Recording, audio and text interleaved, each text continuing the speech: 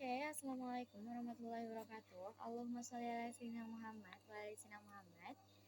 Yang terhormat Dr. Kabiani Fijunida selaku Direktur Utama Istana Pesantren Supercamp Al-Quran Al 3, dan terlalu juga dengan Mr. Atika selaku dari Kepala Madrasah Sanawiyah Al-Quran Al 3, dan terlupa juga dengan Miss Alfila Johara selaku dari Kepala Madrasah Aliyah Al-Quran Al 3. Alhamdulillahirrahmanirrahim. Kali ini saya Hanza Qurratahina Azara dari kelas 9 MTS Al-Quran Laribani Bida akan mempresentasikan tentang seorang tokoh atau seorang imam matematika yang disebut dengan Bapak Trigonometri yang bernama Al-Batani. Nah,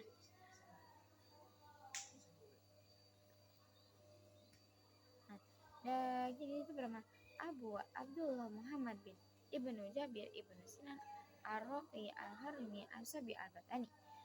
Nah, panggilannya itu adalah Al-Batani. Nah, beliau ini lahir pada sekitar 858 di Haran dekat Urfa di Upper Mesopotamia yang sekarang dikenal sebagai Turki. Nah, wafatnya itu sekitar 929 di Samarra, Irak. Nah, beliau ini menjadi wakil pada era Islamic Golden Age dan orang tuanya bernama Islam Jabir ibnu Sanan Al-Batani. Nah, ayah seorang Al-Batani atau Bapak Trigonometri ini adalah seorang pembuat instrumen ilmiah terkenal.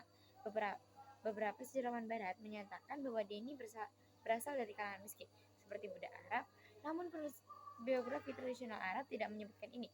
Dia tinggal dan bekerja di Ar-Raqqa, sebuah kota di utara pusat Suriah, dan di Damaskus, yang juga merupakan tempat wafatnya. Al-Batani merupakan astronom muslim terbesar dan ahli matematika ternama. Beliau melahirkan trigonometri untuk level yang lebih tinggi dan orang yang menyusun tabel kontagen. Selain itu, juga menguraikan ke tingkat tertentu sejumlah hubungan trigonometri dan penggunaan sinus dalam perhitungan dan sebagian garis singgung. Dalam matematika, Al-Batani menghasilkan sejumlah persamaan trigonometri dan menggunakan gagasan Al-Marwazi tentang tangan dalam mengembangkan persamaan-persamaan untuk menghimpun tangan, kotangen, dan menyusun tabel perhitungan tangan. Beliau juga menemukan fungsi kebalikan dari garis potong dan kosekan dan menghasilkan tabel pertama kosekan yang disebut sebagai tabel bayangan, merujuk pada bayangan Gnomon atas untuk setiap gelar dari 1 derajat sampai 90 derajat. Salah satu pencapaiannya yang terkenal itu adalah penentuan tahun matahari sebagai 365 hari, 5 jam, 46 menit, dan 24 detik. Al-Batani meninggal pada tahun 929 di Qasr Al-Dis atau di Samarra, Damaskus.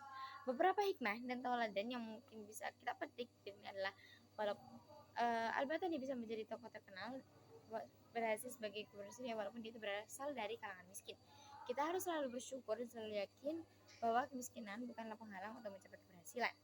Kita harus berbagi ilmu yang bermanfaat bagi orang lain. Nah, saya kira cukup persenjataan ini. Terima kasih atas perhatiannya. Mama berusaha kata sama